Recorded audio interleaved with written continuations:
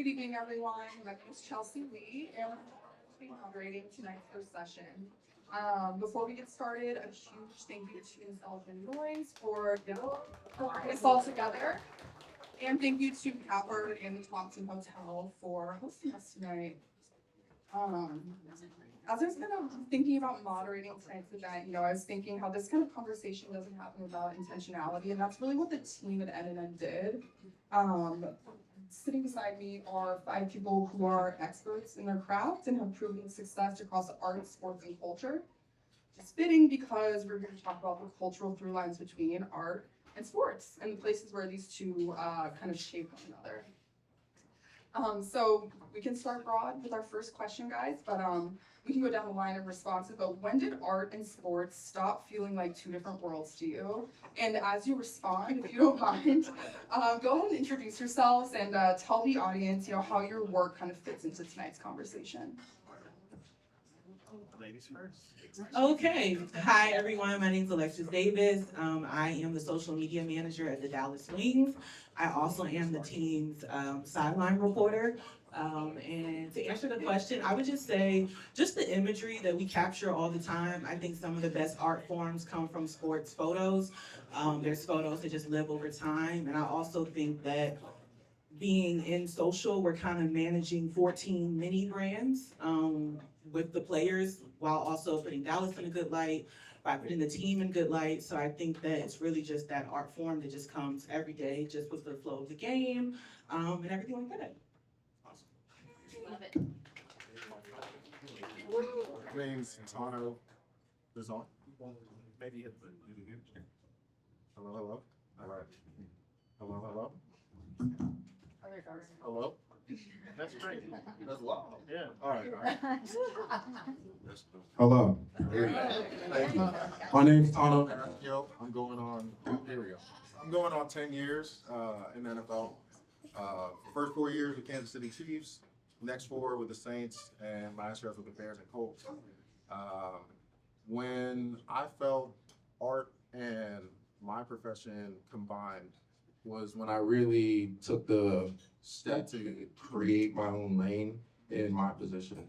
So throughout my career, I was getting coached by a lot of people, told a lot of different rules, different things to do for my job, but it was only when I was able to make that my own, really create within my own position, that I felt I was having the most fun and being the most successful. So that's kind of when I bridged the gap a couple years into it. Okay, hello. Hi, I am D. Jackson, co-founder and creative director for Apartment 11. I think for me, subconsciously, it kind of started really youth football, right? Because it's one of those things that, like with artists, there are only so many reds, greens, and blues, right?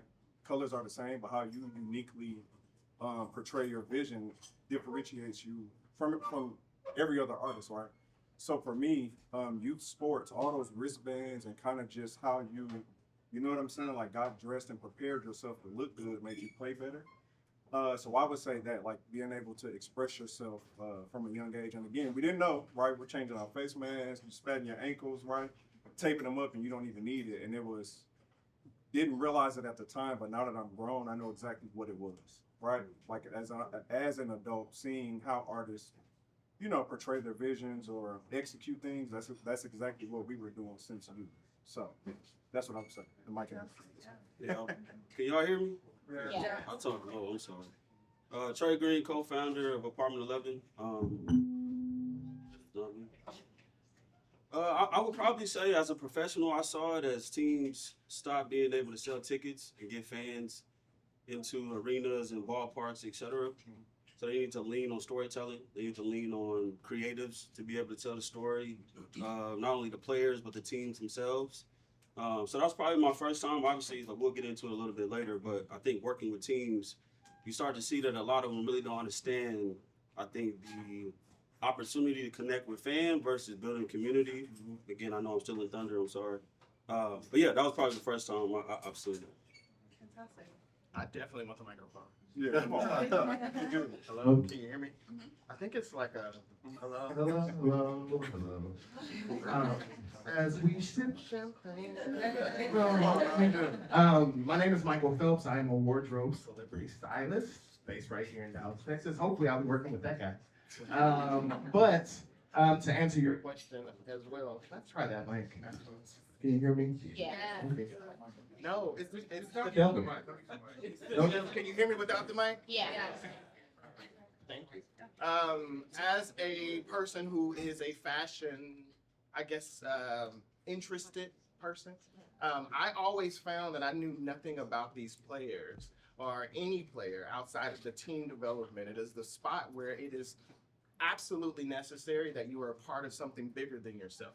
So as I became, getting to know a lot of the people in your position, or even a regular person who may have a 9-to-5, for lack of a better term, identity would become a really huge part of fashion for me. It's the only time for that 15 minutes they're walking down the tunnel, or they're doing something of significance where they get to express themselves. It was important for me to help them, I guess, project an outward expression of an inward feeling, and fashion was just, it was the shit I love.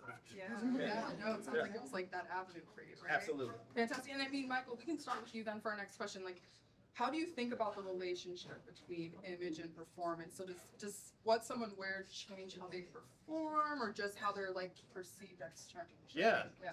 I think that I usually call myself a mental health stylist. So I like to address my emotions. And so one of Jade, one of my neighbors, is here. We talk about this every morning at the dog park, if you guys want to be there. But I like to address my emotions. I like to address how I feel. So the persona that I want to address that day is very important for me to honor that with what I express on the outside. It could be a color, it could be denim on denim today, it could be yellow, whatever I want to do. I'll give you an example about how they marry the two. I had the privilege of helping Klay Thompson for a season. And one of the things, he had just gotten traded to Dallas, and he had a really hard time doing interviews. And there's a certain psychology that goes with glasses. I introduced light color lenses and glasses to him because it gives him a proscenium, or a little bit of a distance between the interviewer and himself, and he can make better eye contact. That is something for me as a stylist that is a little special, and it helps someone to be able to address the individuality of themselves through something as simple as glasses. That's fantastic. Wait, I love that. It's very innovative as well, right? And Thank you know, talking about helping Klay Thompson kind of react better to interviewers, I want to pass it over to TK, right? You're a defensive end. From what I know, it's a very reactive position in football. So how much of what you do is instinct versus artistry, right? Well, it's a little bit of both for sure. Yeah. You know, like I was saying, I learned later on, it is an art. The technique of my position is an art. I would honestly say, like, from the outside, it's viewed as a reactive position. Mm-hmm. But in reality, if you want to be good at it, you want to dictate things. Right. One of the best coaches I had changed that mentality for me. He, instead of me seeing the guy I'm going against, offensive lineman, and me trying to read him, react to what he's doing, slowing me down, let me dictate what it is. Right. Like, he put that self-confidence, that instilled that self-confidence in us to say, hey, you're more athletic than this dude. You're faster than this guy. If he was as athletic as you, he'd be in your position. So we have, there's a lot of weeds and nuance to it, but you pretty much pick two angles and you go. Right. And then it's on him to react to you. No matter what he does, as long as you get to your spot, you have a job to do, he's got to react to what you do, or somebody else on the field. If they're not reacting to you, you're going to make a play. Right. So it turned from a reactive thing to a dictating position. Right. And kind of a self-empowering thing. Right. Self-empowerment. I like Yeah. that. Very good. Great response. And I'm going to pass it over to Dee and Trey at the end there. So co-founders of Apartment 11, right? Creative directors. You guys have worked with Cowboys, Nike. What's the difference between marketing to a sports organization versus building a sports community? Yeah, I think marketing for sports teams can be transactional. Right. A lot of times they're trying to sell jerseys, tickets, cultivate fan base at the same time. So it makes it a little bit easier for them, right, to market. I think D and I have found a pretty good sweet spot, I think, in building our campaigns and understanding that, you know, the fan base is the one thing, but as we're building audiences and communities, what does that look like? How do we tap into the rituals? How do we tap into what they're passionate about, right? We don't need to tell them to be passionate, they already are. Example, right? Cowboys working with Hans Staplin, founder of By Way of Dallas. I think we realized that the fan base that sits outside every weekend in tailgates often never goes in the game. They have no connection with the stadium or anything beyond the team or the players. So I think in trying to be intentional about who we're putting in campaigns as we're building community, let's actually get community members doing deep dives of who are actual fans. What does it look like? I mean, everybody's hopefully a fan of the Cowboys here, but you know, there are people that are deeper. Well, y'all ain't, y'all should. So yeah, I think that we're just super intentional, right? And I think some of the times the best work that we've done, the best ads, if you will, aren't necessarily ads. It feels as if we're talking and engaging with an audience rather than trying to get them to execute an action, whether it's buying or being a part of something else. So I think we just found that sweet spot in speaking to the community and building that up as we're thinking about the campaigns. And like making sure that it's organic. Yeah. So one of the prime examples, Big X the plug in the Rangers. Right? So we had a conversation with him and we thought that he would be a great fit, right? Yeah. We get him out, he throws the first pitch, we're in the suite, and he literally says, "This is my first baseball game, anything." So everything you've seen since, his first work with him was because he genuinely values the relationship. You forgot to mention that the Rangers asked him to close his jersey, Yeah. so his stomach wouldn't be out. That was a quick note. 100%, yeah. No, like, seriously. But it was one of those things that because it was organic and it was not transactional, right? It pays dividends end over end. He actually wants to do it. So now when he's wearing his Ranger jersey or whatever, you guys get free promo, right? And it's just something he loves now. Well, to further that too, sorry, I don't want to be long-winded, but I think even in thinking about how the marketing materials that they use, even ESPN, y'all see ESPN now, when the finals come around, they use hip hop. They use a track that everybody loves. The Rangers wanted to adopt that same thing. The reason why I was able to get Big X the plug, because he was doing I want to say he was putting a song, Texas. Texas had came out, and the Rangers wanted to use it. Now, strategically, we have to figure out how to apply that in the areas that make sense. And I think, obviously, that came around full circle when the All-Star game was here, and he was able to perform and stuff like that. But, yeah, that's the meaningful community connection that, not to shit on anybody that works for the front office here, but I think that's what they don't have. They don't have the connection into community and what people are actually listening to. No, that makes total sense, and it's a great response, you two. And I feel authentic marketing almost always works, right? That's true. People believe in what they're doing, right? It's gonna just be that much better. And speaking to kind of authentic marketing and really being intentional, Alexis, you run social media and digital at the Dallas Wings. And obviously we all know women's sports storytelling has really blown up in recent years. So, yes. Your team actually did a collab with Mona Leo to release the Dallas Wings' most recent schedule. It's a great example of authentic marketing. She fit right in with kind of what your brand does and how they want to portray themselves. Can you kind of talk us through just like how that idea came together and obviously how you guys executed as well? So on game day, the content team is the last team to leave. We leave about 2 hours after the game has actually ended. So when we leave out, nobody's there. There's no fans. A lot of the players are already gone. We're flipping video. We're flipping pictures from the game, especially on a win. So one of our content producers, Amaya, she's actually from Houston, where Mona Leo is from. And our office is maybe about 4 minutes away from the actual arena. And we would usually leave our cars at the office, all get in one car to drive over to the arena, so that we're all driving back because it is usually after 10 o'clock, after 11 o'clock when we are driving back, just to make sure we're all safe, we ride together. And she's from Houston, so we're riding back. And she's playing Mauna Leo Body Bag. I know the name is little, whatever. But she's playing the song, and I'm like, wait, like, this is good. Like, can you play the song again? And so, you know how sometimes you're in the car with somebody and they play a song? Sometimes you don't want to ask them what the name of the song is. You just kind of want to Shazam it on the side. You just want to look it up. But I was like, no, girl, what is the name of the song? So she told me the name. And then on the way home, I live in Plano, so y'all know that's far from Arlington.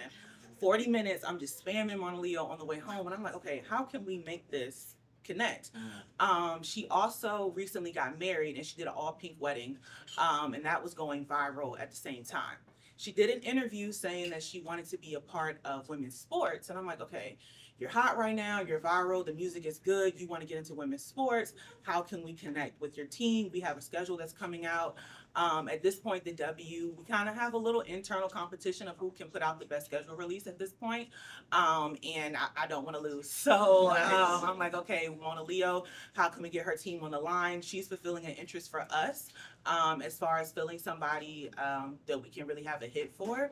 And then also, too, fulfilling the need for her. She wants to get involved with women's sports.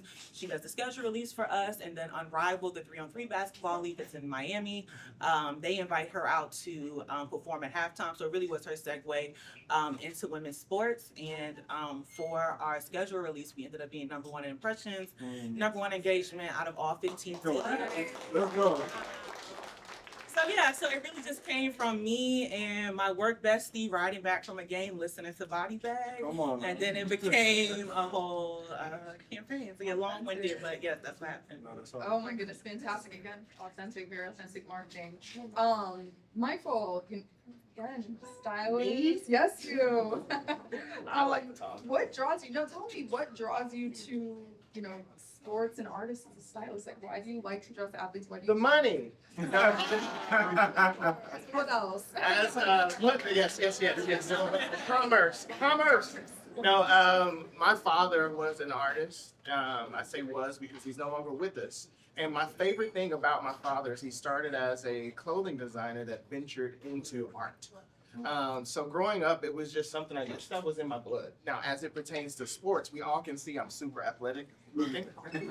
That was not supposed to be laughed at, but it's fine. No, I'm a huge basketball fan, and when I was born, I had open heart surgery, so I couldn't play sports. But okay, true story, right? I auditioned, or whatever you call it, whenever somebody goes, try it out. Try out. You can tell them. I auditioned. I tried out for the basketball team and I got on, right? And Mr. Montgomery, my coach, was like, Phelps, come in here. And I'll go in there and I was like, what's up, coach? Because, I'm on the team now, right? And he was like, you can't play, you have open heart surgery. And I cried. So much that they made me the team manager, water boy. That's fine. And I was so adamant to be a part of sports in any way that I could. So when I found a passion for fashion, this was my ode to something I always wanted to do. And for the individuals that I have the privilege of assisting, it makes it so incredibly exciting for me to be able to see what makes them work. And almost all of them, if not all of them, are incredibly interesting. They like poetry, they like art, they collect art. When I just talked about art acquisition and things like that, these are very important avenues for the people in this room who don't know. Art, diamonds, and some other things are the only commerce that circles this globe that has appreciated value. And the funny thing is, you may like a brand like Louis Vuitton or all these other brands. They're a real estate company first, and they have a major art acquisition conglomerate. That's a global thing that you only know once you've hit a certain plateau or a height of purchase power. That is not something that you get to be invited to if you don't have somebody like me. What I do is help bridge the gap between how cool you look and how cool you should be. And those things take you into rooms. Talk that talk, Mike.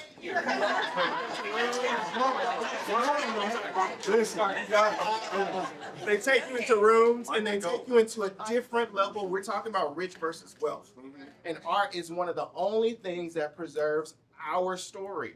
It is important that it's collected. It is important that it is a part of these people's story. It also is something that they can add value to. They can use it as an asset to purchase a home, use it as an asset to put it towards a business venture that they may enjoy. So as a person who collects art, and my father was an artist, this was like a non-negotiable for me.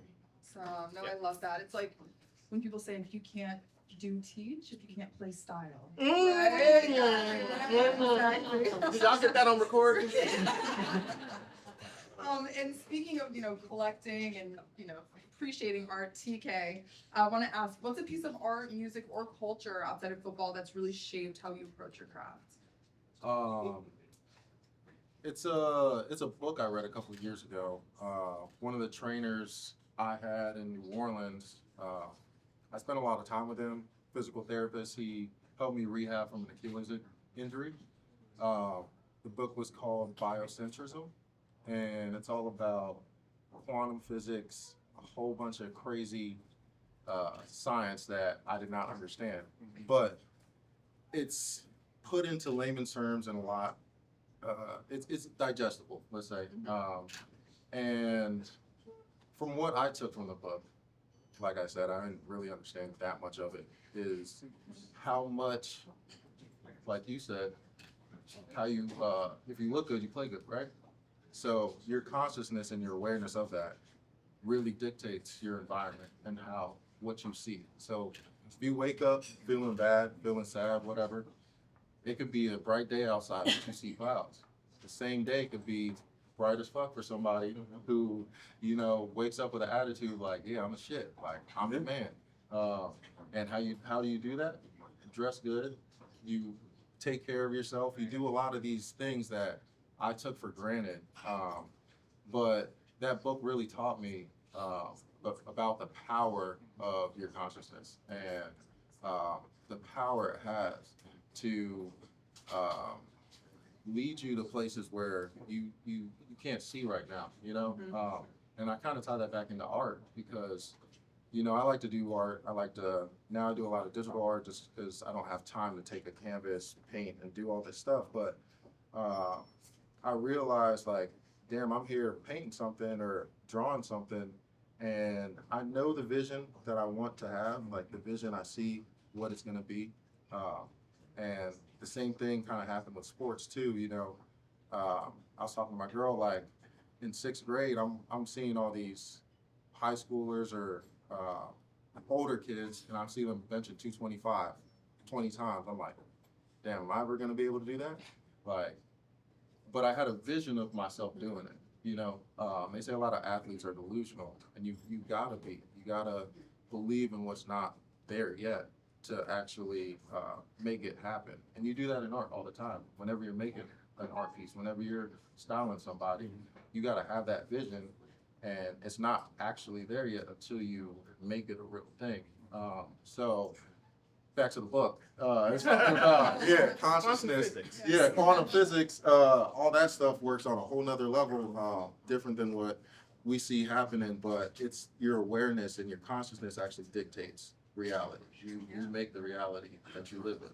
Yeah, no, I love that. If you literally say, if you can see it, you can achieve it. Right? I was like doing the Met Gala, hair flip, with Erica Badu, which was a great experience. And she told me something. Do you guys know the difference between a stylist and someone who's stylish? A stylish individual is someone who knows how to take care of themselves. A stylist has the ability to interpret. Not everyone who's fashionable can style. Does that make sense? Yeah. So the cool thing she told me, she said, I encourage you to wear everything you love every day, even if you go to the grocery store. What that does is it develops individuality. That develops style. I understand that a special occasion is when you save that favorite piece, but in order to be a stylish individual, take no prisoner. Yeah. Just do it. Literally talking to someone that day who was wearing full head to toe Comme des Garçons, and literally we went to Whole Foods. She's a fashion icon for a reason, Yeah. and that helps a lot with her artistry because she doesn't take a break no matter what. Yeah, it's almost like a muscle you have to continue to Absolutely. flex, right? Absolutely. Like, yeah, that's fantastic. And passing back all the way down to Dee and Trey, again, you guys have Apartment 11. Tell us about Apartment 11, and then what do you guys mean when you say, like, we turn audiences into communities, and when did that click hardest for you guys, like on sports projects? So Apartment 11 kind of started because we saw a need, right? We have friends that are doing all these super cool things and trying to figure out and navigate these spaces without actually knowing or having the resources, right? So just literally the first thing that happened was we had a homie, vegan athlete. I was talking to TK about this. Want to build his brand. He is eating a Big Mac for an ad to make money. Absolutely. I mean, it's, he faked it, of course, right? But it's like, how do we get you with what aligns with what you really do, right? Yeah. Let's get you with Beyond Meat or something that you use all the time. So then it's in your story. They get all of this organic promo, and it's not forced. It doesn't come across like that.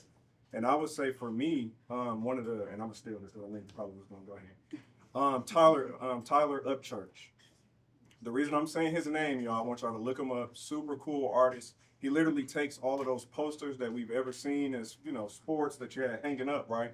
And he reinterprets them with his own vision. And the reason why that, resonated with me is because, sports fans don't know how much art that they are consuming. But when you repurpose it like that, it's like, wait a minute, you understand what I'm saying? I'm seeing this in a completely different light. This is bigger than just, a Cal Ripken, one of his swings that you're seeing in black and white or some super cool rendition. Tyler is, completely recreating this and making you consume it in a completely different palette that you may not even, have known that you had. And I think that's valuable because by the average consumer really not knowing, it then creates that hunger. Right? So then now you're seeking this stuff and now you're getting familiar with artists that you, would have never, ever even ran into. And I absolutely love Tyler and just using one of our, one thing for us that we did that I thought was probably the coolest part of working with him. Slam opened up an art gallery. That's how close like sports are connected, right? Yeah. They call us, I can't remember who we spoke to, but they call us, they want us to commission, an artist, right? We think of Tyler first because we genuinely are fans of his work. I think a lot of times that gets lost. It's like, you got to do what you think is cool as well. Don't just be trendy, like do what you like, because that's why people value whatever opinion you may have. We get Tyler, he does a piece that he, has never really done before. We recreated Kobe's scene at the rugby. We're just on the phone talking about like what to do, and we come up with this, and it's one of the most beautiful pieces of art, period, I've ever seen, only because of what it meant. You know what I mean? With Kobe, and it's memorializes him in a beautiful way, and it was such a unique take. That's why I do it, right? Because I like when it's authentic like that, and it resonates with people past just being surface level of, a piece, or, you see it, and even if you don't know, everybody knows Kobe. You may not know what that moment meant to the culture of basketball, but it still resonates with you. You know what I'm saying? Like, you can feel it. It like speaks to you. Yeah, So, but I also think, no, you're good. I also think that cultural marketing has become this almost trendy thing to say. yeah. And I think when me and D was starting Apartment 11, a lot of teams, a lot of brands wanted to inject themselves into culture without even having any authenticity, without even ever being a part of anything that the fan or consumer has ever done. So I think we helped build that bridge a little bit. Obviously through sports, it's a lot easier because the fan base exists already, and we just need to find the subset to speak to, like I mentioned earlier. But I think for bigger brands like Nike and such, like you would think that they have it figured out already. And they're actually losing market share because they aren't speaking to the community that they once spoke to. The collabs and stuff is cool. Travis Scott is great, but I think they used to have an essence about their brand. And I think D and I oftentimes sit on the phone late at night and are talking about these brands. Yeah, folks. You said that, not me. But no, I think we sit at night and we talk about these brands that are faking it into culture. Right. And calling Mike and being like, hey, I need you to pull this player to be a part of this ad. We want you to style it. I think that's a interesting way, obviously, to inject themselves in the culture. But we're talking about like the Bart Simpsons and Balenciaga collab. Right. Why? Who asked for that? Nobody asked for it. But to them, Balenciaga, they saw an opportunity to connect themselves with a lower impoverished consumer. And that was their way of kind of injecting themselves. So I think D&I, Apartment 11 has found the success we've had up until this point by being authentic, but also, telling these brands and them teams like, hey, y'all don't know what you don't know. And it's okay to admit that and bring somebody in Yeah. You know, so And Yeah. just being 100% real, I'm sorry, y'all, really fast. Especially for creatives, I know that y'all sometimes you get looked at like you have three heads.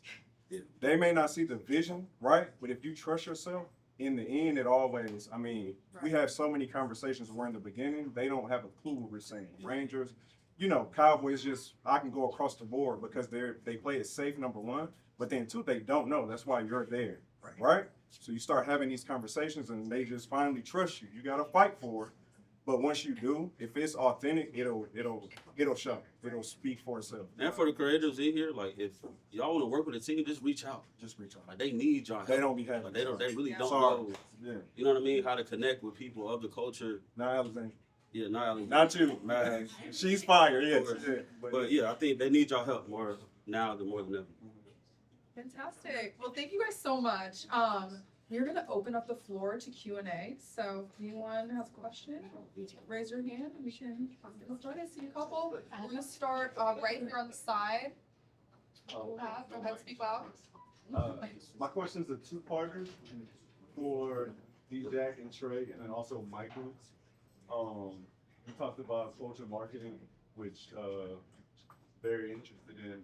How does the intersection between commerce and, I guess, with giving these teams the vision or what they're asking for and translating into like product and product sold, where's that compromise and how do y'all come up with that?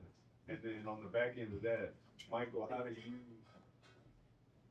flesh out these ideas as far as like photo shoots and putting looks together to help sell the product in a creative ways?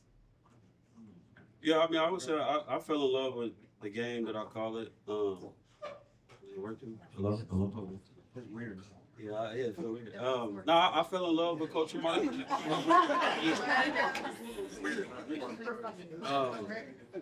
Mainly because I saw my favorite brands was storytelling. You know what I'm saying? Like when Nike was doing LeBron spots and stuff like that, like they had somebody they can latch on to, and because of who he was, just tell a story about a product. And I think for the teams that we've been able to work with, you know, they go to hands because they need the help Yes. to understand. One, I think from a design standpoint, he's built a great brand in Broadway Dallas. But I think the storytelling after that is what they're familiar with. So taking that and then sliding it down the spectrum to say, hey, we're gonna move you to this side of the culture, i.e. the Rangers, right? Of like big X fat dude from Dallas with his stomach out. Like they don't. I ain't gonna say they don't want that, but they don't know how to use it. They don't know that's a lever in which you just brought a whole South Dallas and music fan into your ballpark, right? And so I think that collision that you speak to is storytelling and it's creativity. It's being able to know, like we tell people, it's okay to admit that you don't know how to solve this problem and you need to outsource it. You know, and you have two black faces that can. Well, especially considering like we are, when we talk about culturally, it looks like this room, right? So it's one of those things like, it's not, this is life for me. So what I do every day, I consume it, I'm surrounded by it, all of my, you know, closest people, creatives, contacts, all of that kind of stuff. So it's one of those that like, I just have to trust myself. And it's because this is what I would want to see, right? I don't want y'all, if the Rangers, you know, is making boots, y'all go get it. Let's just put the boots on the ground song with it and keep it moving. That's whack. That doesn't move the needle for me, right? So that's how I try to, the ideas that I present, what would I want to see? What would resonate with me as, shout out to hands like Trey was just saying, right? Those pieces that, you know, he collabs and makes with all of these teams, it's bigger than just being fly. You know what I'm saying? It's like creates that FOMO because y'all need us. Culturally, y'all need us. That's where I'm at. I'm sorry. I like What's up, Mike? testing. It's crazy because it works here. Oh. Do I sound sexy? So to your question, I am so fortunate to have the privilege to have helped rebrand a lot of the Mavericks activations, thanks to Alexandria Williams, who's going to moderate the next group of people. But one of the things that was very helpful is having someone who is fighting for that visibility. The other hard part about that is majority of these brands make a lot of cut and sew. You know what that is? I'm gonna say something that's not gonna be very popular, but if I see another brand that's t-shirts and hoodies, that's not a brand. That is product. Yeah. That's different. In order to make a brand, you need to have what are called categories. A button down. These things are called wardrobe pieces that you add value to everything you wear. A t-shirt and hoodie, I understand that you are developing something, but challenge yourselves. If you are a person who utilizes a stylist, my job is to make it live in real life. So what I was able to do with the Dallas Mavericks was to try and bring to life some minuscule, for lack of better terms, pieces to make them look like they were in someone's wardrobe. I, from the school of when Kanye said they didn't want to take him serious because he wasn't wearing a jersey, I was the kid that grew up in a polo. And I still like basketball. And I never saw myself in the wardrobe because it alienated me. And I'm from Compton, California. It's just my style, right? So part of my challenge, and thank God for people like Alexandria and the MASS organization, they were very, very open to the idea that I was including a demographic that may have been overlooked. I understand commercially, and all the white people in here, y'all cool, but just, I understand commercially the idea is to target that consumer. $70 trillion a year is the black dollar. It is the number one consuming group of any group in the world. So the idea that we are alienating them is something that the Dallas Mavericks organization did not play with.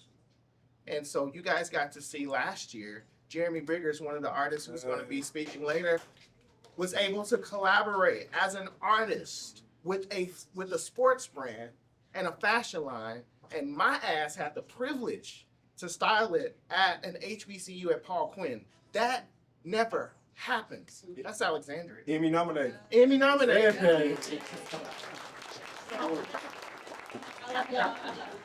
I hope that answers your question. Fantastic. We have time for just one more question. I saw some hands up. Right in front. Go ahead. Oh, so my question is for you two. I like what y'all said about basically these like sports teams or just brands in general not really being connected to the actual communities that watch them, right? Like, for example, I'm from Dallas. I've lived here my whole life, went to UNT, and I work in marketing, and I'm trying to figure out how to get more involved. Like what you said, reach out, you know? But do you have any advice for a person that feels like I'm connected to this, you know, but people like me don't really get the, like, the inlook, we get overlooked, you know, because it's true. That's Like right. I'll use like It's example, real, yeah. SMU. Mhm. I lived here my whole life. I know how SMU is, you know, like Mhm. no offense to anybody with SMU, but Yeah. I do notice that SMU they're trying to get more connected to the Dallas community, Mhm. and I do like that because I feel like it's important. So, do you have any type of advice for a person that is just trying to, even if starting their own thing like you guys are doing, and not just working for a team is cool, but if you're not being able to get in those doors, you got to make your own space. Yeah. I think for us, part of it and the reason why we started it was because we didn't like all the red tape, right? And I'm saying that because we just had to be the change that we wanted to see. And especially in the beginning, it took a lot of our own money. Like we'll just put up the bread because it's something that we want to do and see. And we need to we need to have a proof of concept. So I think that is, to me, more than anything, is just do it. You know what I'm saying? Don't overthink it. Like if you have it, and I mean, this happens, we'll have a conversation next week and it'll be something we don't follow through on. And then 2 years later, like we'll see it. Yeah. And it's like, remember we spoke? And I'm sure any creative, I'm sure you got stories like that. I'm sure designing, right? It's like, I should have pulled the trigger on this and I didn't. And now it's being, executed poorly, right? A little bit of a hater, right? But it's one of those things that, for me, I would just say do it. Like, don't wait on anybody because if you do, you don't know when it'll, you know what I'm saying, come. And for us, it was creating that because we didn't want to, just being transparent, didn't know where to start I didn't know who to call to make these connections. So I was just like, I'll do it. You know what I mean? I don't want to tell you to do free work, but I think one of the things we did early on was Yes. build decks for our ideas. Yeah. That's how they consume all of the information that they know up there. So I mean, we got decks from years ago for Netflix, for Yeah. blah blah, like, and we sent it out. Do the LinkedIn dive of like, hey, you look like somebody interesting I want to speak to Get 'em about all so out. and so. And we just got lucky a lot of the times, but I think it is the exploration now of just like building out the idea for them, because a lot of times the black people in here, we're gonna be ahead of the curve anyway. So what they gonna try to do with so and so is gonna be 2 years later when you thought of it last year. Right. So I would just tell you to build that deck for every idea. It don't even have to be exhaustive. It can just be the idea that you start with and then build from there, and then just continue to try to reach out. You know what I mean? Like we was throwing events, like I said, with our own money. It was music mostly, but it was just to get people to come and build community. And That's what I was gonna say next. I think, how many people in here are creative of some sort? Raise your hand. Look, that's hard. Yeah. There's your market right there, Yeah. right? My favorite times are the times that I had no money, but I had to do it. I came from a 9-to-5, stumbled into being a creative, and the juxtaposition of doing so is crazy. 3 heads, right? Yeah. But there's a community here, and I challenge everybody here to make sure you do not leave without getting someone's information. We are fortunate to be the representation of what gets to answer some of these questions today, but we only can go so far. That's right. And my biggest thing is I want to give. Take it, go. I'm a sharer. You know, I have the privilege of working with Golden, and I talked to her earlier. And when I tell you she is winning, I literally, we just a year ago was a different person. You know, I think that is something that helps inspire you, is that respectfully, the permission we got to ask for from people who don't give a fuck about us anyway. Yeah. Let me show you how we do this. You know, I share the same birthday with Tyler Perry. I do not stop. All right. All right, one more question, actually, and I'd love if they were pointing more towards TK and Alexis. Yes. One Yeah. right here in the front, yeah. I might have like a hard time wording this question, but how would y'all explain or like describe trying the process of personal branding when it comes to either clients or yourself, when it comes to just art and social media? Just, I told you I might have a hard time with the question.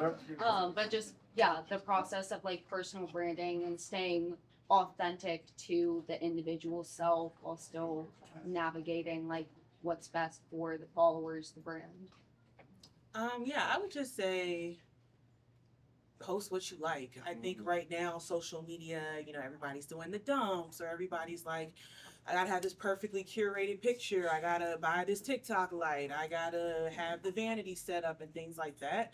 But there's more people who don't have that than do. So I think if someone sees obviously you want to put out yourself in the best light. But I think it doesn't always have to be, I think a lot of people wait till they have the right equipment, the right sign off, the right app, the newest iPhone, etc. I think it's really just about picking up and just filming what you're doing, because there's someone else that's in said position as you. And I think too, it's important, I think for people in general, I think obviously I work for a team. It's a cricket. That's a cricket. Oh, That's a good eye. Hey, like, oh, that was bugs, man. Post what you like.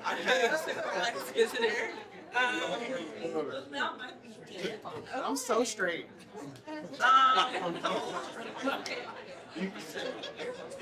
Yes, post what you like. Don't post the cricket though. Post what you like. And I would just say there's someone, that likes the same thing that you like. I think that a lot of us have similar interests. I think we just show them in different ways. And I think too, a lot of it is just being centered in who you are. Because I think a lot of times you're like, okay, I posted this picture, but this person did this dump this way. So let me try to copy their dump. And it's like, no, they're doing themselves. And if you're continuously copying said person, you can't do anything until they do something. So it's just like you're constantly behind the curve. And I think it's really just doing just doing what you like. And I think too, like just going back to the campaigns, it's kind of funny because like I'm on the front office side of what we've been talking about. But it's okay. It's okay. You different. It's okay. But I think just just trying things. I think with women's sports, I think obviously the NBA is more established. They have over 40 years on us. So I think that the women's sports space is really important. You're able to experiment. You're able to say like, okay, that didn't work. Let's do this. And even just going back to, for instance, we have Paige Beckers on our team and doing her Rookie of the Year campaign. Usually teams don't include separate shoots of said athlete in the campaign, but we're like, no, she is a global superstar with over 3 million followers. Let's put her in said campaign. And I think a lot of time as women, we're told to, if you're great, don't say you're great. Wait till somebody else says you're great. So I think by putting Paige in the campaign, it was, we know she's Rookie of the Year. She knows she's Rookie of the Year. So it's okay to put her in the campaign. And for instance, the runner-up for Rookie of the Year, she plays for the Mystics and their colors are red. So we're like, okay, Paige has not slowed down. So let's put them in sports cars and let's have them figuratively race each other and let's put her in the campaign. And I think for us, it's more so like you can't say that you're good. You have to have the cosign of somebody else. But it's like, no, we know she's Rookie of the Year. She knows she's Rookie of the Year and she's going to win. So let's put her face in it. And we did get a lot of slack for that. But I guarantee you this year for end of the season awards, there will be athletes that are in the campaign. That's hard. Right. Nice. Right. Come on now. Very nice.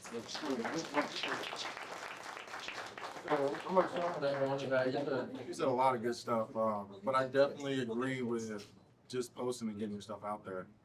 That's something I still struggle with and something I guess I'm not that good at, but I have seen a lot of opportunity lost. Like when they were talking about, they have these ideas that you didn't execute and you see somebody else doing it, it's just like, damn, if I had just put this out, like I could have been that. Or like, I was in a business meeting, like business owner summit, and one thing they were talking about was being in the room without being in the room. So if you post something that you have an idea of, or like it's not perfect yet, somebody who does steal that idea, they are in certain rooms, and your idea ends up being in that room. So they almost become advocates for you. And the more you do that, the more your ideas are out there. You can have advocates without even having advocates. But then when you marry that with networking and marketing, or networking and making honest, truthful like connections with trust and actually listening to people, having them listening to you, your name might pop up in a room that you don't even know. And yeah. That's right. Awesome. Well, thank you guys so much for being out here today. Yeah, give it up for our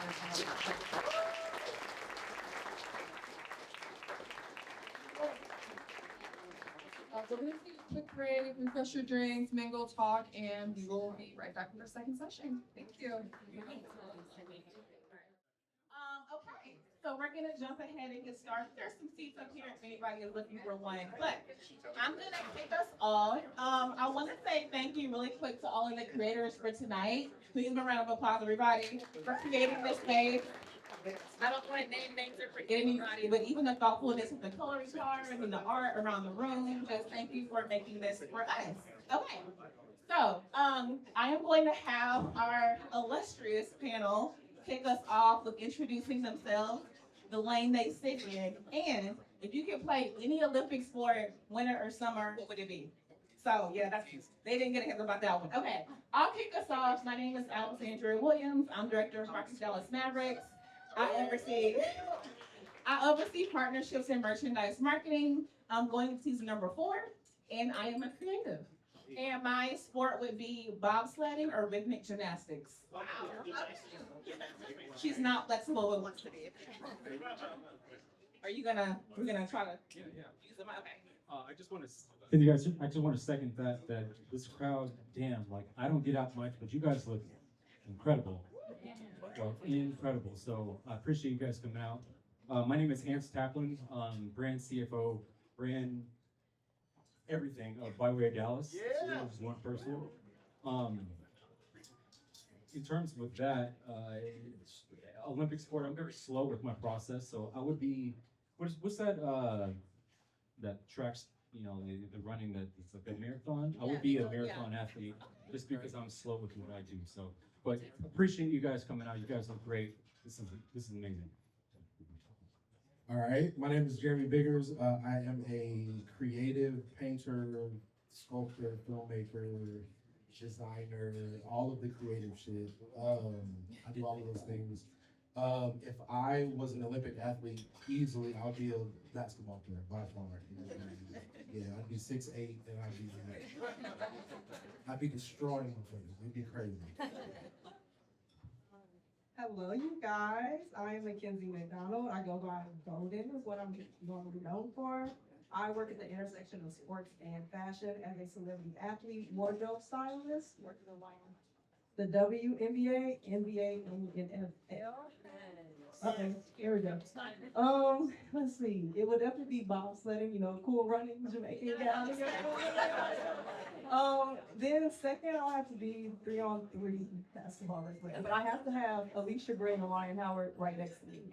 Because we're not winning with my team. What's going on, guys? My name is Luke McMurtry. I'm an NFL agent with Range Sports. My Olympic sport, I'm going to sound boring with the first answer, be bobsledding. It could be badass, like if it's testosterone shoving a sled faster than the other guy.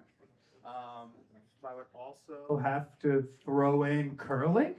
Because it's solely skill-based. I'm not a pro athlete myself, obviously. That's why I'm their agent.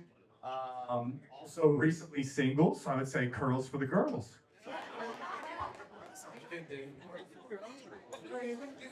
I knew you were gonna be fine, not curls for the girls. Spice it up a little bit. Okay, so we're gonna jump right in. As you can tell, we're having some mic issues. So if you have any combos, take them outside for us, please, so we can make sure that we are hearing all these lovely answers that we have in front of us, because the panel is stacked. Okay, I'm gonna kick it off with you, Queen. So Golden, you styled celebrity athletes in the WNBA, the NBA, hopefully some Mavs players here soon, and you're also a creator in your own right. I want to looking back, looking at your career now, favorite project or athlete that you've worked on, and walk us through that journey and why that made that special for you. I think Luke has one. Is that one working with your red mic? See if we can. No? Okay. Yep. Okay. Okay. Okay. Favorite project? Yes, girl. Okay, would it be cliche for it to be my first ever project? Not at all. Okay. I would say it would have to be 2023 WNBA playoffs, because that was my first ever opportunity to work as a stylist and just with women in sports in general. Tiara McCowan and Kalani Brown gave me the opportunity. We met July 4th of 2023. They knew me from TikTok, so I would say having the social media presence helped a lot.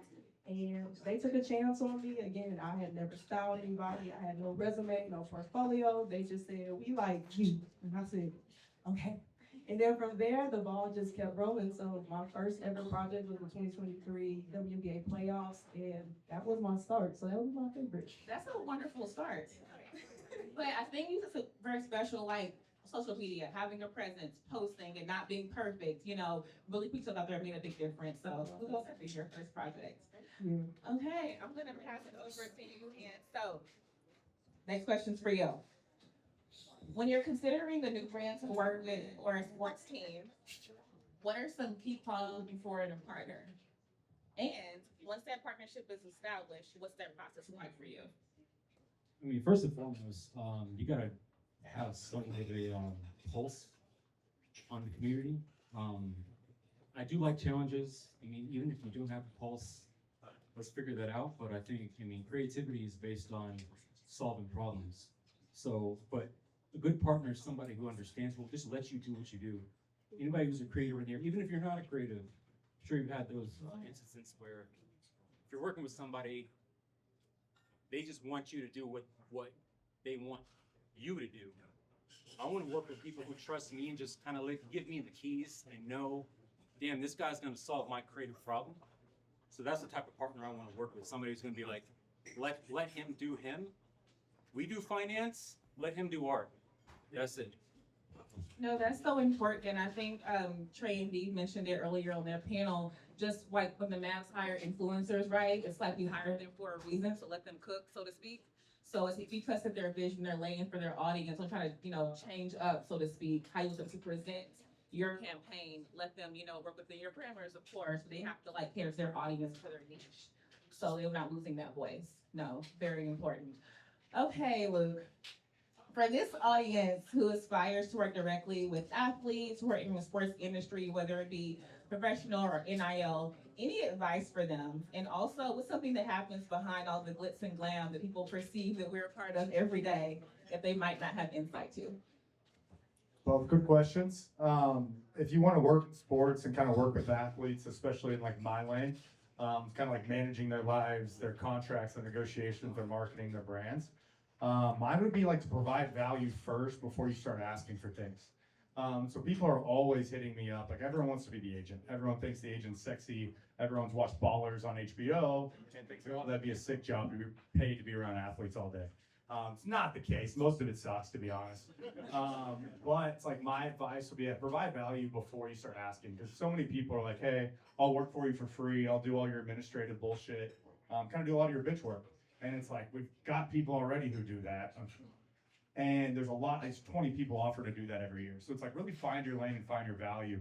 I've got a kid right now who's under me who's going to be an absolutely incredible agent. But he actually started an NIL agency while he was in college. No one knew that he was still in college when he was an NIL agent. But he personally made over 250 grand his senior year of college, repping guys in NIL. And so like, I also don't think college kids should be able to rep people in NIL, but right now it's the wild, wild west. And so this is like the easiest time to get in with sports, to be honest, in college or in the marketing brand building side. So it's like, figure it the fuck out. Like so many people are like, hey, what should I do next? Where should I go? It's just like, figure your own lane out. And that's so much about this business. It's not same as an artist or same in fashion. Like it's not a direct line. It's not a straight line. It's like, get creative, find your lane, find what you're the best at, and provide value there. Your next question was like, what's, I guess, not sexy about this business? Get a little emotional. I'd be like, so I had a player, led college football in personal fouls, his senior year. I had 7 personal fouls his senior year. A guy, I don't know, a play happened, the old lineman was on top of him and kind of did the Allen Iverson step over him. He came up, socked the guy in the balls, and then socked him in the helmet. I kind of respect it. But through the 7 personal fouls, he was actually with another agent. We got introduced, and he was like, man, what do you think it's going to take for me to go move up from the 4th round to the 1st or 2nd? And I was like, dude, you got a lot of fucking demons you're dealing with in your head. As a football player, like everyone who's played football 11 their lives, or any sport until they're 18 years old, how many coaches have you had in that time? In football, you played on the D-line, essentially to say see ball, get ball. You've got a head coach, a defensive coordinator, a D-line coach, GAs, all these things, just to see you how to like look at a football and go tackle the guy. Like no one's ever taught you how to deal with the shit between your ears. No one's ever taught you how to deal with your feelings and the shit you've seen. He watched his best friend get murdered, and then 2 weeks later, his big brother died in a car wreck. And so I was like, hey, dude, like you need someone to coach you between the ears. And I actually introduced him to a lady, a therapist, who like things happen for a reason. She was actually married to his high school defensive line coach. And the whole time growing up, he didn't even know she was a therapist. And so he got into his first therapy session with her while training for the combine. He Zoomed with her in the parking lot and started cried damn near the entire hour. And comes in puffy-eyed and just hugs me and says he loves me. And I had known him for 3 weeks at this time. And so it's like, yeah, it's a good thing, but it's like so much of this job isn't sexy. It's like truly giving a fuck about these guys and like what's going to make them better. In the day, it makes us all better. It makes us all more money, but that's not the reason I'm doing it. It's like, it's actually just giving a shit about these guys and pouring into them. So it's like not a negative per se. Like they look at me for everything. You know what I mean? I'm dad, I'm big brother, I'm uncle, I'm agent, I'm friend, I'm all these things. And so it's just like always being on for those things. I answered a call at 10:45 last night for a player, but like, bro, where's my furniture? I'm like, dude, I can't fucking call a furniture company at 10:45 on a Friday night. Like, the fuck you calling me about this right now for? But just kind of always being on. You know what I mean? Like we're available, good agents and people who care available for these guys 24/7. And it's tough and it's taxing on myself or on other agents. But. Yeah, I can't. So many things you said right then, even the mental health aspect. I go to therapist every other week because, check in, honey. But I think also about the being on, I'm sure you're more on than me, but even working in the front office, we're on all the time. This is off season. We are not off. You just had a whole jersey patch on, so you're always working in this field. But I wanted to touch on something about NIL. I also call it the Wild Wild West. I played volleyball in college, but I wasn't very tall for a middle blocker in volleyball. But I would have had several brand deals, I want to say. So for the record. But if anybody who's an athlete that's watching this later, who's in college, any suggestions for them as they kind of navigate the whole brand deal world at this moment? Yeah, great question. Great question. Mine, like, with the first time when I talk to kids, especially in college, when we start talking about marketing, is like, just for every brand, every team, what's your differentiator? Yeah, you play football, you play 2K, you play Madden, you probably play NCAA. What other than that makes you special, makes you any different than every other college football player or every other NFL player? And that's like what we start building on. I've got a player who's a freshman football player at Texas, big time recruit, but he's like, man, I don't know. I just play football and that's it. Start getting into it deeper. He loves bowling. Him and his family have gone bowling every Friday night for the past 3 years. So we got him a little, like, it's just free product. We got him $3,000 worth of like custom bowling balls where you like get your fingers drilled into it just to make them custom designs, all this gear. So we did a little photo shoots, $500 for that. But he has no brand deals on his social media. And so for my thing there is I want to get this out so we can show other brands what you do. There was no cash in this deal at all, but you went out of your way to produce good content for this brand. Because what I'm teaching these kids is a partnership. Like, they're human beings. If you do stuff extra for them, they're going to do stuff extra for you. It's just like taking care of people you're in partnership with. And so, like, that'd be my thing, is like, find what makes you different. Whether it's your looks, whether it's how you move, whether it's your interests outside of sports, find what makes you different and like double, triple, quadruple down on that, because that's how you're going to make money outside of ball. So many kids are like, man, when can I make marketing deals? Or when can I make money doing marketing? My first answer on that is like, bro, you got 4,000 followers. Look at how many guys on your team have more followers than you, okay? Then look at all the other sports in your city. If you're at SMU, if you're at Texas, look at all the other sports, and that's who you're competing with. So find your niche and really double down on that. Awesome. That's good advice for all of us. So Jeremy, you work with some amazing brands, organizations, Netflix House, the mural. If y'all see that, that was Jeremy. Him. Yeah, that's Jeremy. I went to the Dallas Mavericks for our Caps Collection for African American Heritage Night. When you get approached to collaborate with the brands, what is your first thought in terms of design? Because you designed the whole collection for the Mavs, right, in this mural. Where do you start? I try to meet the client wherever they are. A lot of times, as Hans touched on, the client will come to you basically wanting to either use your hands or use your head. So they either want to use your concept and let you cook, or they can't do what you do, so they want you to go execute their ideas with your hands and the hours that you put in to get good at that shit. And so I try to understand where they are. Like, do you really want me to cook, or do you want me to just execute something you already have that, like, you're trying to spoon feed me a little bit, like you're trying to inception me into thinking it's my idea, but you have a clear version of what you want this to look like. And so I ask a lot of questions up front, and then once I know what their version of a successful project looks like, then I try to squeeze and shoehorn my own like identity into that. Because a lot of times, like, these brands, when you're working with Nike, if you're working with, any of the Mavs or anybody, like, they already have a very established visual language. They already have a very established things that they do. And so trying to figure out how you can infuse your own creativity and your own point of view into that is something that is very vital to what I do. And so the initial steps is figure out what it is they want, and then figure out how to tell them they're wrong creatively, or give them exactly what it is that they need. And so, like, touching on the Mavs collection. I was going to ask you to dig into that one. Go ahead. Touching on the Mavs collection, like, I was working on the Netflix House mural at the same time when I was approached by you guys to do the Mavs collection. And the Netflix House process was 2 years of going back and forth, of me giving them a version, them sending it to the Netflix lawyers. The Netflix lawyers had to send it to the Wednesday lawyers, had to send it to the Stranger Things lawyers, had to send it to the actors on the show. And there were so many points of revision that I had to do through so many different things. So when you guys came and you were like, hey, I know you're working on this right now, but we got this and we need to work on it now so that it's ready in time for February, or whenever the date was, January. I was like, oh God, okay, I gotta put in more. Like, I'm already 2 years in on this, but I gotta put in more, like, I gotta compartmentalize that and figure out how to give you my full self. And so when I sent the initial collection, I'm so used to hearing, we love it, but can you change this? Everything is perfect about it, but we would love you to change this. And by the end of it, they Frankensteined this idea together. And then they're like, I don't know, it just doesn't feel like you. And I'm like, yeah, you let 700 people have a say in the thing. But with you guys, when I sent over the thing, I was like, all right, I've sent that. It's off my plate. Let me focus on this other stuff. And then when I got back, like, all right, you're good to go. I was like, well, I hadn't heard anything. And I was like, hey, is everything good? And they were like, oh, we already sent it off to get made. And we're waiting on it to come back. I'm like, no revisions at all? Like, you're good with just what I sent you just off the...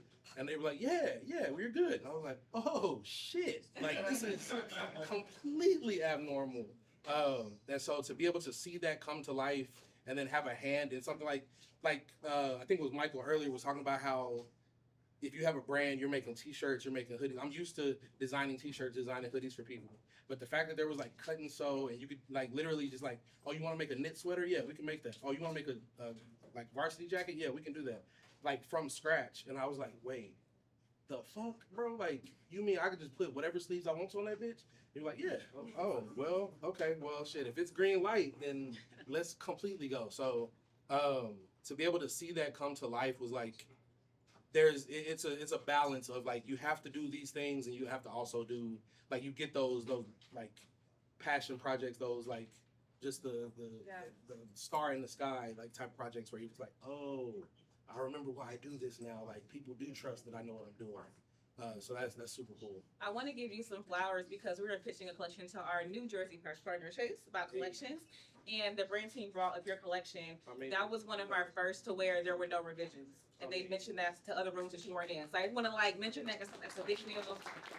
And like what he's touching on is that at the Mavs we heard you.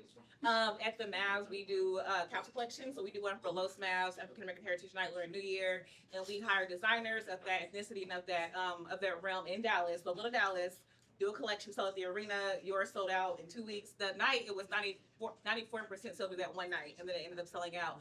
But Michael mentioned it earlier. I think a big part of all of this in this room that I don't want to like get lost on is that people being in rooms or people makes a difference, right? And so to Jeremy's point, you kind of shaped it off HBCU culture, the Ralph Lauren that kind of just dropped. Shot at Paul Quinn, HBCU. Jeremy modeled in it, his wife modeled in it, Michael styled it, and then we had Miss Paul Quinn in the shoot as well. And so the instrumental for the commercial was HBCU band. And so I think thinking about things that way and kind of making them full circle like makes things better, in my opinion. So Very much. kudos to you. Yeah. Once you drop that in there. Okay, so as we talk about creativity in sports, I'd love to hear from each of you, and we can start with you, Golden. What's the intersection of sports culture mean to you, and why relationships so important as you evolve in your career? It's really important for me ultimately to speak on what the last panelist said. If it wasn't for the creatives behind the sports, I mean, you wouldn't get what you see today. Sports has evolved from just being on the court or being on the field to now making cultural impact moments through the tunnels and through advertising. Like they said, having rap songs at baseball games. So it's definitely evolving to where it's more than just sports. It's actually speaking to a community of people and it's representing a community of people. So being at the intersection of it and evolving that is truly important because now I am more than just a person with this position of a title of a celebrity athlete wardrobe stylist. I am now a role model for a community of young people behind me. Heck, even a role model for people who are doing what I'm doing, that's in the So it really definitely does speak volume. And to elaborate on the second question, what was the end of that? Yeah, relationships. Relationships are important no matter what industry you're in. Whether you're a stylist, it's not just your job to work with the brands or the designers or just the creative directors. Work with the person who's in tech, work with the person who's in advertising, because they're creative just as well. I mean, sports and art run in the same longitude, parallel, side by side. We're using our minds every day to accomplish this one goal. So with that being said, you need your relationships more than anything. Relationships have what bridged me to go from the 2023 WNBA playoffs to now working with MVP athletes and, being alongside assisting Asia Wilson. It was relationships as ultimately. It wasn't just my talent. My talent put me in the room, but able to communicate with others and share my story and relate to other people to where people want to not give you a handout, but see you go far. See that you're actually hungry. See that you have something in you that is worth the world seeing. Relationships are very important. I know a lot of people like to say, oh, I got here on my own. I did this on my own. I did not get here on my own. I did not even get on this panel on my own, if I'm being exact. But relationships are very important. Do not belittle them. Learn to burn which bridges you choose wisely, because you never know who's going to be at that next step. And honestly, it's very important. I'm gonna pass it over to you next, but you mentioned it, and also Dee did on his panel earlier, just about who's in the room and kind of those cultural moments and kind of how we're ahead. I think I saw Earl and Miles in here on the, okay, they're in the back. Can y'all wave real quick? So just about that moment. So I mentioned our jersey patch reveal, and as we're thinking through how we're gonna reveal this, right? Most teams kind of do like a press release, right? Kind of an announcement, but we had the idea to kind of have Dero in our video and do the dry cleaner scene, right? And so really think outside the box. How are we pushing the envelope, right? To be above and beyond, and kind of, if it was with being in the room and then the team and leadership being on board, that's a big part of it, I won't lie. But that's how you continue to push forward. So I think about the three heads thing, I think I might have four, I don't know. But I think that's important, in terms of like always pushing your ideas. So I will pass it over to you. I saw the cue. We're gonna have questions in a minute as well. So what's the question? Yes, the question about the intersection of sports and culture and creativity, what does that mean to you? To me, it all depends on your mental perspective. I grew up as a baseball player, and if anybody's baseball, football, whatever, if you're not in that right mental capacity, like I can tell you right now, if you're about to get up and hit a fastball, if your mind is not in that capacity to hit that fastball, you're not gonna hit the ball. Like, it really depends on where you are mentally, and it's the same thing with creativity. If you're thinking about that breakup that you went through, think about the rent you can't pay. If you're thinking about a lot of things, it all connects with where your mind is at. Perhaps, Jeremy, you can relate with me. Like, you might have a commission to do a mural, but if you have all these outside perspectives that are clouding your mind, that mural means nothing. So it really depends on how are you treating yourself outside of your job? Where is your mind at? I struggled a very long time with alcohol. I struggled a very long time with not crazy drugs, but just things that I thought were going to help me create a better creative world for me. It dug me a hole. So I would say, for sure, you got to protect your mind. You got to protect your creativity. You got to protect where your mind is at to get you to that goal. And it's such a beautiful thing when you can break out of that and understand that, damn, I got to focus here, because that's what my if that's where my goal is, that's what's going to create my future. I gotta focus here. So that's where it is for me. Having a clear mind is so important. We do want to do questions because we might have some goodies for these questions. I got the sign about the 5 minutes. So I'm going to change up y'all's question really quick. Okay, I promise it's not bad. I think you promise. So, accomplished so much already, all of y'all. What would be, because I'm a big fan of putting words out there. If you collaborate with any brand, athlete, celebrity, who would it be and why? I'm gonna start with you. Yeah. Oh man.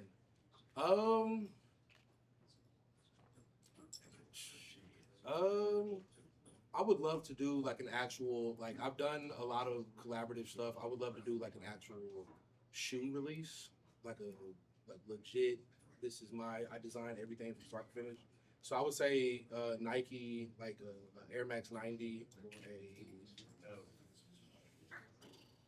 Air Max 90 probably.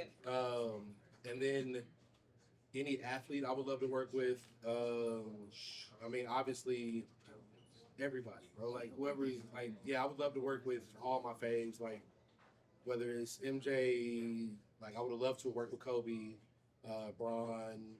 I'm a retired D2 HBCU volleyball player. I mean, yeah, elementary for sure. That's top 5. I would. Like I said, I think for me, I have things that I want to do that I would love to see, like to talk about the intersectionality. Like I think a lot of people, they see art and sports as this like things that are separate. I see them more as like a damn near circle of a Venn diagram. Like there's so much creativity that happens in sports. You know, and it's not just with sports, like with anything, like with cooking, with fashion, like styling people. Like there's so many ways that you can put your own spin on something, and the way you've learned and the experiences that you had, that you can implement that into a spin move because you've been in this situation. So you now know, all right, to escape this, I got to go here and then come back. Like watching players like Kyrie or players that like they're moving very fluidly. I think it's the same thing creatively when you're in the studio. Some athletes are very regimented and they do things this way. And I think a lot of times creatives, we feel like if we're not the most creative person, then like we forget that there's levels to this. Right. And if we always, especially with social media, we think if you can't be the absolute best, then it's not worth trying. And I think we forget that because there are levels to this, you putting out where you are right now, as embarrassed as you may be about it, because you're comparing yourself to somebody who's been doing it for 20, 30, 50 years. There's somebody that's going to see what you're posting, and they're further down, quote unquote, the ranks than you are right now.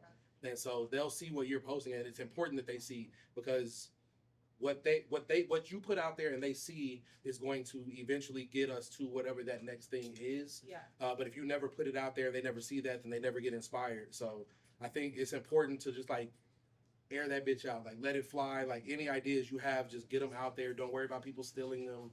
Don't worry. Like it's really easy now in social media times where like you protect and you hold on to these ideas because you're scared somebody's going to steal them. And I have that really, really bad, but I'm working through, like, just let that bitch fly, air that bitch out, let it just go, and Unload the clip.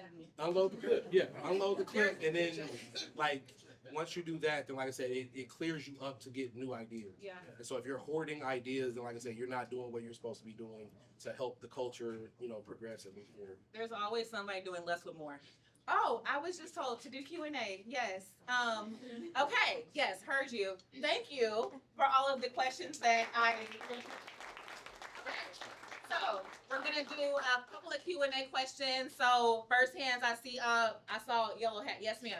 This question for everybody. So, what investment in your personal brand had the greatest long-term result? That's a good question. I got that one. I would say for me, taking care of yourself. You as a human, you cannot be creative. You cannot be an artist. You cannot be any of the other shit if you're not sleeping properly, or you're not eating well, or you're not taking care of yourself. And like a lot of times we live in this like you gotta hustle, you gotta grind, and I'll sleep when I'm dead. Fuck all that. I sleep 8 hours every night. I be in the bed, bro. He was not like that when No, I met not him at all. 20 years ago. No, not at all. He was the one staying up till 3 a.m. So Facts. it's good to see Facts. him. Yeah, nah. I be at 6 o'clock. We're talking out. I'm at the house watching TV. But like understanding that rest is productive. Like rest gets demonized, and we feel like we have to earn rest. But rest is part of the product. Like for me, at least, it's part of being productive. And I think taking better care of myself and realizing that you can't be creative, you can't be your best self, you can't be at the studio all hours of the night, and being actually productive unless you actually do the things to take care of your human to get to the creative stuff. Yeah, I'm very big on self-care. I took off last Thursday, a PTO day, and I went to get a massage into a hotel luxury pool and just chill. Because like if your cup is halfway or it's in the third, then what are we giving? What are we doing? Yeah. So love that. And can you see us after we have something for you for asking the first question? Hey. Courtesy of Hanson and Violet. So we have something for you for asking the first question. Okay. Now see, we knew it was gonna happen. Yes. Right. Next question. My question was actually for Hans as well. It's a personal question. I'm very curious about it. Can you explain the significance of August 29th, 2019? Oh, wow. That was the day I almost attempted suicide. And a lot of that comes from where the coordinates point to. And it's a very personal thing. And I thank you, Mecca, thank you for that question. like I said, a lot of this is a very mental thing for me. And that was a very pinpoint moment in my life where I said, I'm either going to go left or I'm going to go right. And thank God I went right and decided that, hey, there's a different opportunity for me to create my life. So that's an amazing question. Thank you. Thank you. Yes. I have a question. So we're kind of talking about wellness now, mental and emotional. So for people in the room who are creatives, I'm curious about each of you and your practices that help to make sure that you're recalibrating so that way you're able to tap into who you actually are, because there's so many voices. Like, we're all on social media and everybody's watching what everyone else is doing. So there's a lot of voices. So I'm just curious about the things that each of you do to take care of yourselves, to make sure you're recalibrating to what your authentic self is, to make sure that is what's coming out and it's a part of who you are as a brand. Can I start with that? I live right by White Rock Lake. I do 10,000 steps a day. We've all heard that, but that has changed my life 10 years ago. So I take those walks. I listen to these podcasts. I'm listening to one right now with Andre 3000 and Rick Rubin talks about the failures that they've gone through, but listening to that is something very relatable. So what Jeremy said, taking care of yourself, it is getting off of social media, is getting in touch with nature, is getting in touch with breathing real air and not worrying about what everybody else is doing, because we're all on the same earth right now. Who cares if the Dallas Cowboys are actually playing in Arlington, and it doesn't matter. We're all together. So one thing for me is taking those steps to focus on yourself. I think to add in being people who feed you also, right, and who think your ideas are amazing and who pour into your cup.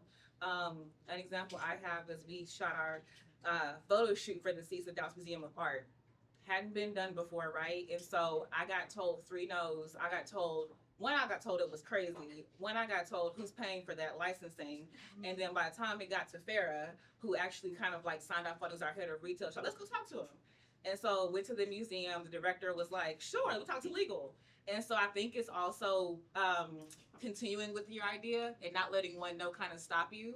And then not only that, the selling your ideas of who should be sold to, right? People who telling me no really had no to give, but I wanted to make sure they were on board with it. And so I think just continuing and pouring into your cup and not letting one thing kind of stop you, because now we're here and the commercial was great, nominated for a whole Emmy. So, and that's a team.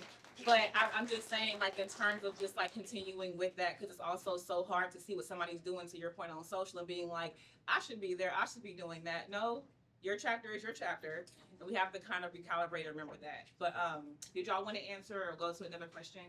Yeah, I want to add on to that too. So like my thing, so again, like going back to like always being on and talking to my guys about therapy and like dealing with their demons, it's like me always having to be on, like my personal life also needs to be like always taken care of. Whether it's health, the mental, like found a therapist, I'm probably like, I don't know, session 8 or 9 right now, and she's like already changed my life. Because like my thing with that is like, it's probably my 7th or 8th, 9th therapist I've tried out. But it's like, I've introduced probably 8 to 10 of my clients to therapy. And it's like, I can't preach that to them if I'm not doing it myself. Right. Same thing with like a relationship, like get out of that unhealthy relationship. She's not the right one for you. Like I can't be in a relationship too long. It's not healthy for me, because like, how am I supposed to preach that to my clients if I don't do it? And so that's my thing too. Like when you get thrown like a crazy bone from your professional life or whatever that is, like having all your personal ducks in a row, because when that comes, like that could also throw off your personal life. And so it's like, if my house is bad, my car's fucked up, everything else is chaos, and then something crazy happens with a client that I've got to work on for 4 days, like my whole life feels like it's fucked, because my professional life is chaotic and so is my personal. And so mine is just like raising my baseline of like always being on, everything taken care of, like kind of ready for life that throws some shit my way. I love it. I saw you, Trey. Thank you for sharing that. You saw? Oh, my bad. Yeah. My question for Luke: in the world of NIL, what do you think is going? Come on, big dog. So good question, loaded. I can't even answer it in a 2-minute answer. But like right now, it's chaotic as shit. You can pay a player anything. There are a lot of schools paying players under $1 million, but still 500 grand, 600 grand off the books to get around the salary cap. They're trying to police it. Good question, and I don't even have much of a good answer for you, to be honest. Many people here probably saw Kevin Jennings got his name put on a building at SMU. So I think a lot of that, shout out Stangs, I think a lot of that is going to come into play. We started working on some equity deals for guys with startup companies and those type of things. So like want to work with a big time player, a big time name, don't have the capital to do it. So I think it's going to start going into that a little bit more business minded, and like people mentioned in the panel before us, like actually partnering with brands they actually give a fuck about, not just eating the Whopper like Paris Hilton on the front of a car and talking about how good it is. Like athletes really like learning who they are and really building their brand, because so much of it now is like just one-offs, you know what I mean? Like, oh, 5K here, $2,500 here, $6,000 here. And so I think a lot of them like really need to dive in, because a lot of these guys aren't going pro. A lot of these women aren't going pro. And so it's really to dive in on like who you are and what you can do for the next 10, next 20 years. And so I hope there's a real concentration to that. When it first got started, a lot of these guys didn't have financial advisors. There's a client I signed for the NFL. He's with someone else for NIL. Made $850,000 his last year at the University of Texas. Didn't pay a fucking dollar of taxes. Didn't put away a dollar of taxes. He spent like 830 of the 1,000. And so it was us having to teach, like, hey, all right, you're gonna be on a payment plan with the IRS now and do these things. And so like right now, I think it's kind of coming up in education. Everyone's kind of getting baseline. So now I think it's like the next 10, 20 years, and really diving into yourself and like what your name, image, and likeness is outside of being a football player or a baseball player or basketball. That was a great question. You don't get a jersey. You don't get a. So we have one more question. Make it good. I do want to hold the panel for a picture. I was told after this. Oh yes, I see. Yes, come on, 5 hands. Yes. All right.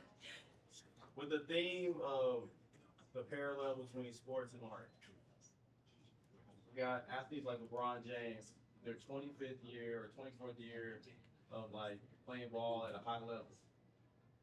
How do you navigate aging in a quote unquote young person's sport? I'm in my prime. Yes, that's a great question. I think about that often, actually. I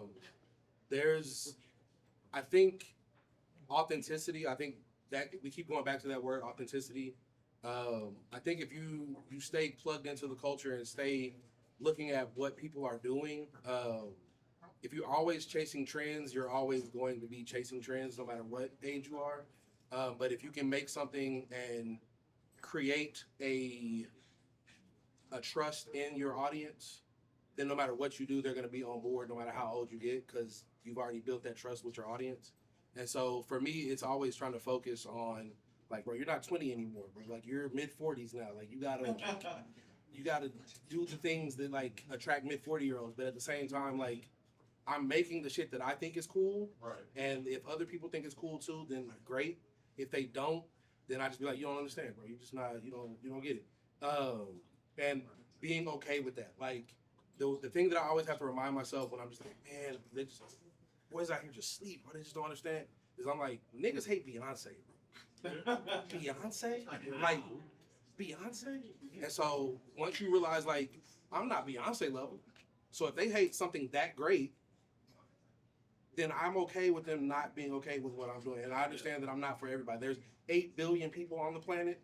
It's not my goal to capture all 8 billion people as an audience. If I can capture 100 people, I say capture, that sounds real crazy. But if I can get 100 people to like be super fans of what it is that I do, and like Tyler Perry, like we talk about Tyler Perry, like if you can super serve your audience, then it doesn't matter how big that audience is, because then they're always gonna fuck with you.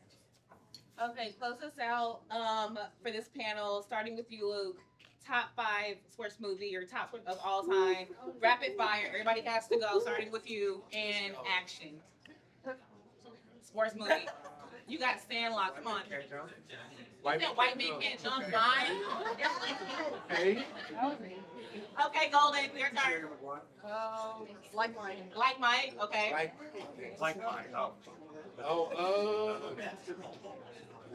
I'm gonna go with impactful for me. I'm gonna say Space Jam. Okay. One or two. I just can't What? There's a 2. He knows it's 2. Yeah. It's Rudy, and there's no other. Rudy. That's fair. That's fair. Okay. Remember the Titans line. Okay, thank you so much for the panel.